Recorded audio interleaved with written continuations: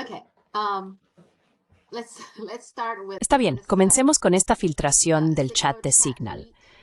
Comencemos por ahí, porque es un evento bastante extraordinario. Lo increíble son varias cosas. Una, por supuesto, es que usaron Signal, que aparentemente incluso el propio Pentágono dijo oficialmente, emitió un aviso a su propio personal diciendo que no lo usaran. Es vulnerable a los hackers rusos. Así que eso es lo que dijo el anuncio del Pentágono.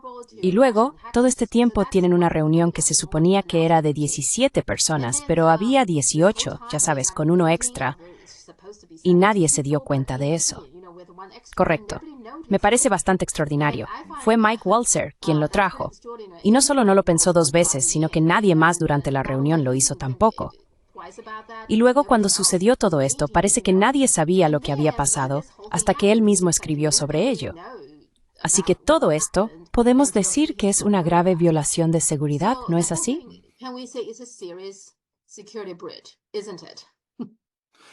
It is a very serious security breach. Es una violación de seguridad muy grave.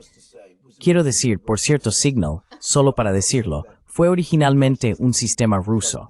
Así que no estoy diciendo que eso signifique que los rusos puedan simplemente romper la encriptación, pero probablemente tienen un buen entendimiento de cómo funciona, y claramente no es seguro. Es un sistema comercial. Ahora, hace unas 2 semanas, como sucede, me proporcionaron una descripción completa de los protocolos de seguridad para las comunicaciones dentro del Kremlin. Son increíblemente detallados y muestran lo que puedes hacer y lo que no puedes hacer. Voy a suponer que los protocolos de seguridad en Jongnan-hai son al menos igual de estrictos. Usar algo como Signal parece absolutamente extraño. Tan extraño que estoy empezando a preguntarme. Ahora, no sé esto.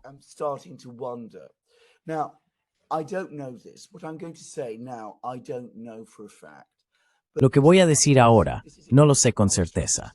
Pero esta es mi suposición. Esto es una suposición, y quiero enfatizar que es solo una suposición.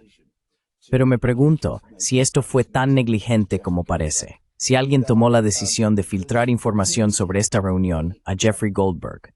Usar una red de comunicación del gobierno estadounidense probablemente habría sido ilegal. Ciertamente habría sido ilegal para Goldberg hacerlo. Por eso decidieron usar Signal. Y Goldberg, quien creo que se asume ampliamente que tiene conexiones con la inteligencia israelí, aparentemente fue usado en las fuerzas de defensa de Israel en algún momento.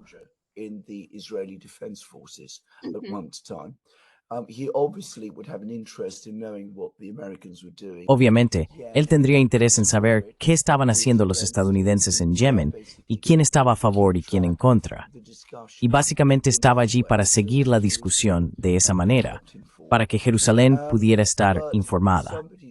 Pero alguien se dio cuenta de que debido a que su nombre estaba allí, el hecho de que había estado involucrado en la discusión eventualmente sería notado. Y entonces se tomó la decisión de publicar rápidamente una historia en The Atlantic sobre este incidente para darle a Goldberg y a la persona que organizó esto protección de la primera enmienda, porque entonces se convierte en una noticia. La primera enmienda dice que no se puede interferir con lo que hace la prensa, y si eso realmente era de lo que se trataba.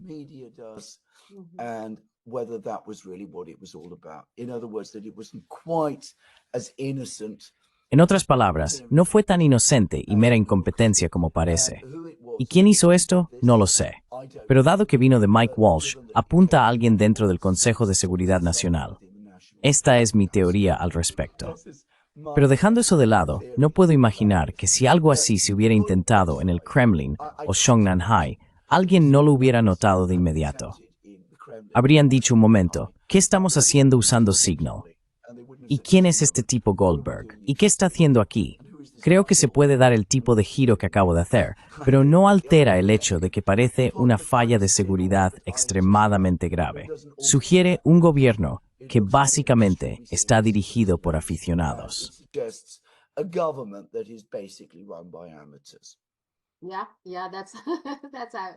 Sí, sí, eso es lo que diría. En China, ya sabes, por supuesto, mucha gente está señalando que están hablando de Huawei como una amenaza para la seguridad nacional, TikTok como una amenaza para la seguridad nacional, todo sobre China como una amenaza para la seguridad nacional. Aquí tienes la reunión de seguridad de más alto nivel. Debería ser información muy, muy altamente clasificada. Y estaban charlando sobre ello y sin embargo lo hicieron de manera tan casual. Entonces, ¿qué están haciendo ustedes, verdad? Así que esa es la parte irónica de esto, creo. Sí. You're absolutely right about that, and people on Tienen toda la razón sobre eso. Y las personas en los medios chinos y en las redes sociales que están diciendo eso también tienen toda la razón. Tienen un enfoque completamente imprudente hacia la información sensible. Quiero decir, Estados Unidos filtra como un colador. Todos sabemos que lo hace. we all know that it does. Sí, creo que Greenwald señaló que, por un lado, muchas cosas son muy secretas, ¿verdad? Como cuánto tiempo mantuvieron los archivos de Kennedy en secreto. Incluso cosas que cuando las lees, algunas de ellas realmente no son tan importantes, pero las mantuvieron en secreto. Por otro lado, siguen filtrando cosas que uno pensaría que deberían ser altamente clasificadas, pero lo siguen haciendo por las razones que tengan, ¿verdad? Así que hay acciones del gobierno de Estados Unidos con la formatación de seguridad. Sí. Yes, because its approach to information is very manipulative. Sí, porque su enfoque hacia la información es muy manipulador. Quiero decir, filtran lo que llaman información clasificada para básicamente manipular la opinión. Y así juegan este juego constante de darnos fragmentos de información que dicen que se obtiene secretamente, y luego realmente no nos dicen mucho sobre cómo se obtiene. Y claramente también informan a sus supuestos amigos. Y lo que hay que entender sobre el gobierno estadounidense es que no son amigos de la misma manera que nosotros tenemos. China tiene, Rusia tiene. Es solo que ya sabes, la gente se conoce. It's just, people know each other. There's this ardent support for Israel. Hay un apoyo ferviente a Israel en algunos lugares. Y Goldberg puede ser visto como un oficial de inteligencia israelí, pero eso hace que sea aún más importante para algunas personas que participen en las discusiones. Así que Estados Unidos funciona de una manera completamente diferente a cualquier otra capital de cualquier otra gran potencia. Es bastante extraño. Es muy difícil de entender para los forasteros. Y por supuesto, las absurdidades de ello, las inconsistencias en ello, la imprudencia involucrada en ello, y la hipocresía también. Quiero decir, estás hablando de Huawei. Quiero decir, apesta hasta el cielo, pero ahí está.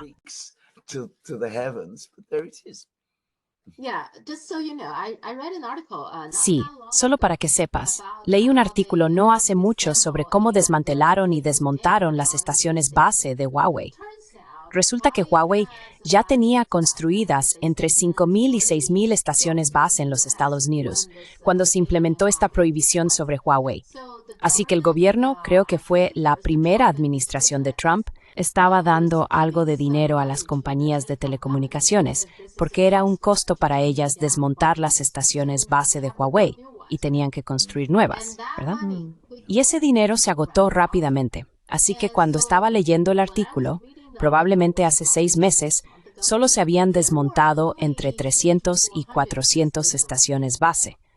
Así que menos del 10% de las estaciones base de Huawei, el resto de ellas, hasta donde sabemos, todavía están allí y en servicio.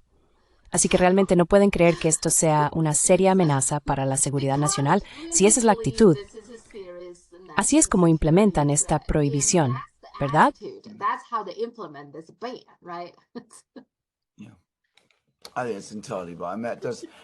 Creo que eso es completamente correcto.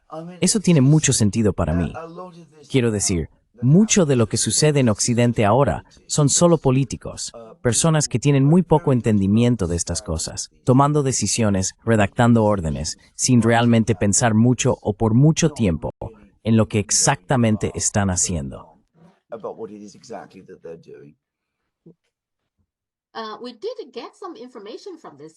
Obtuvimos algo de información de esta conversación que encuentro interesante. Una es que Vance en realidad protestó un poco, pensando que lo que dijo fue, bueno, solo el 3% del transporte de Estados Unidos. Ya sabes, la carga pasa por el Mar Rojo. Sí, realmente no nos afecta tanto.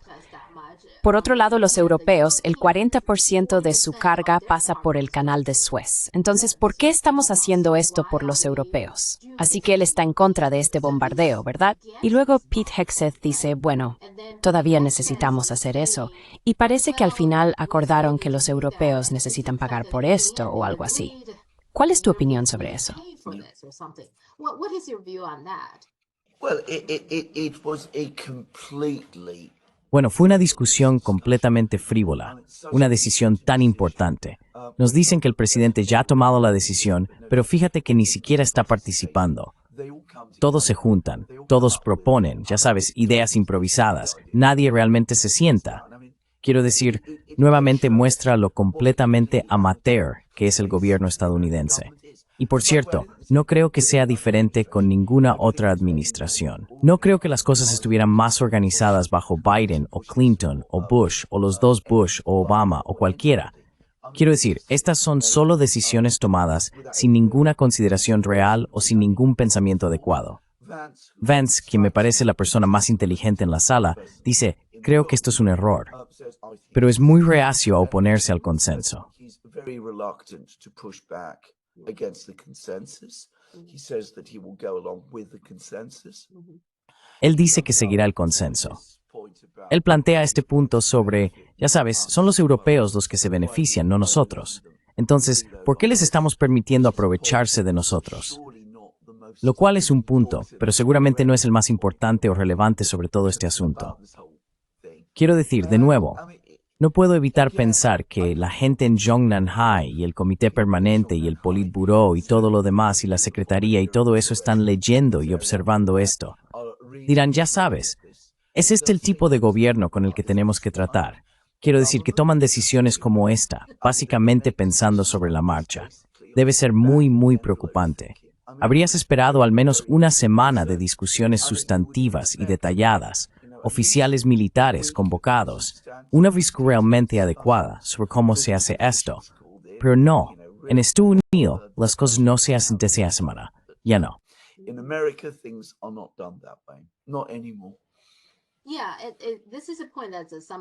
Sí, este es un punto que algunos de mis espectadores también mencionaron cuando estaba discutiendo esto con ellos sobre lo a la ligera que se tomó toda la decisión. Estamos hablando de bombardear otro país, lo cual es una cuestión de vida o muerte, y posteriormente bombardearon Yemen y hubo mujeres y niños muertos.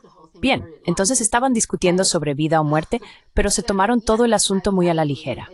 Correcto. Así que sí, estoy de acuerdo. Es casi aterrador lo fácilmente que hablan de bombardear otro país. Oh, no necesitamos esperar otro mes. Y luego es como, está bien, voy con el consenso y sí.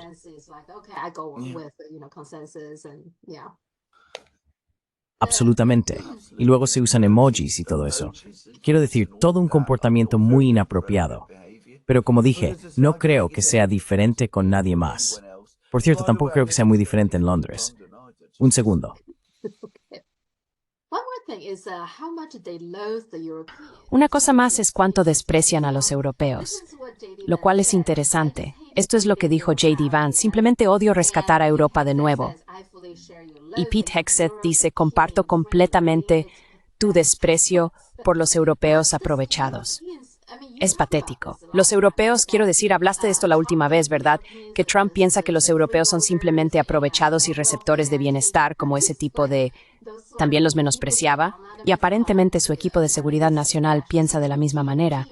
Los europeos saben cómo eran, sabes, cómo los estadounidenses piensan de ellos, sabes, mirándolos por encima del hombro tanto.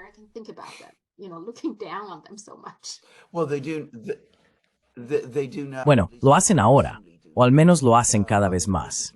Quiero decir, los medios británicos cubrieron esto extensamente, y hay un fuerte sentimiento de conmoción al respecto. Esto no es nuevo, por cierto.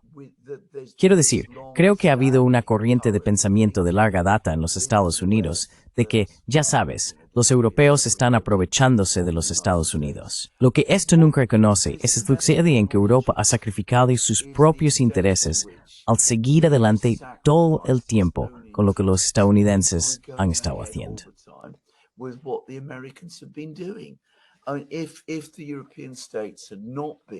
Si los estados europeos no hubieran sido tan sumisos a las políticas de Estados Unidos durante tanto tiempo, podrían haber tenido políticas completamente diferentes sobre el Medio Oriente, lo que habría evitado este tipo de crisis en el Mar Rojo que estamos viendo. Los estadounidenses son completamente ciegos a eso, que de hecho sí, los europeos son débiles y no son capaces de hacer mucho y realmente no pueden unirse a lo que los estadounidenses están haciendo. Pero en última instancia, la razón por la que tenemos estas crisis no es por los europeos, sino por los propios estadounidenses. But because of the Americans themselves. Mhm. Yeah, and I can't help but Sí. for example, Y no puedo evitar pensar, por ejemplo, en Dinamarca. Dinamarca ha estado haciendo todo lo que Estados Unidos quería que hiciera. Creo que probablemente también son parte del bombardeo de Nord Stream, o al menos ayudan a encubrirlo. ¿Qué obtiene Dinamarca? Ahora mismo, abiertamente, Trump quiere Groenlandia. Solo imagina si Rusia dijera eso. Tú, Dinamarca, quiero tomar Groenlandia. ¿Qué tipo de reacción vas a obtener, verdad? Y aquí tienes a Estados Unidos diciendo abiertamente, quiero Groenlandia. Y sin embargo, ya sabes, Dinamarca hace todo esto para ayudar a Estados Unidos. ¿Obtiene Dinamarca a cambio? No lo entiendo. What does it get for Denmark? I don't get it. Well, they don't get anything very much. I mean, once upon a time. Bueno, no obtienen mucho.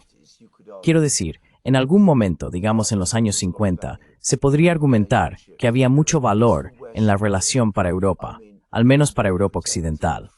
Quiero decir, estaban protegidos del socialismo, del cual, por supuesto, estaban preocupados. No querían que el socialismo se expandiera hacia ellos.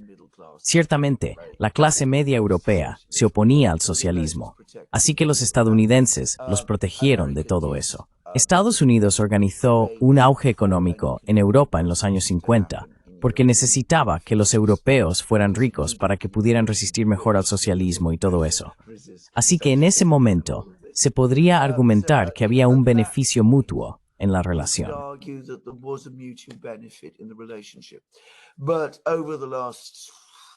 Pero en los últimos 15, 20 años, remontándonos quizás a principios de los 2000, está cada vez más claro que la relación se ha vuelto completamente desequilibrada y que los europeos no están obteniendo mucho. Se les pide constantemente que sacrifiquen sus propios intereses. Tenemos una crisis económica cada vez más profunda en Europa, y eso está profundamente conectado con la relación que tenemos con los estadounidenses. Los estadounidenses se están volviendo más agresivos hacia nosotros y más depredadores. Pero ya no tenemos las instituciones políticas que nos ayudarían a resistirlo. Así que no creo que obtengamos mucho. Creo que los estadounidenses están hartos de nosotros y no les gustamos.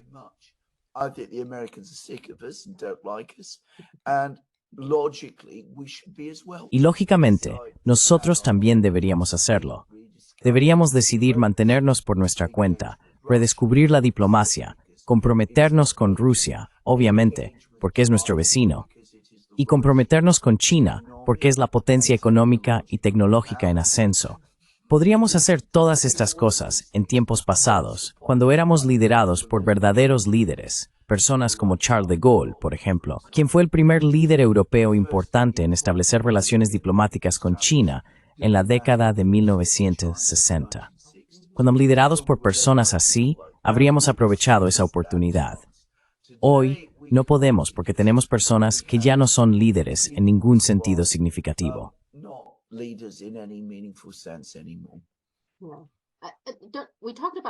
Hablamos de esto antes. Parece que la Guerra Fría terminó y parece que Europa es la perdedora.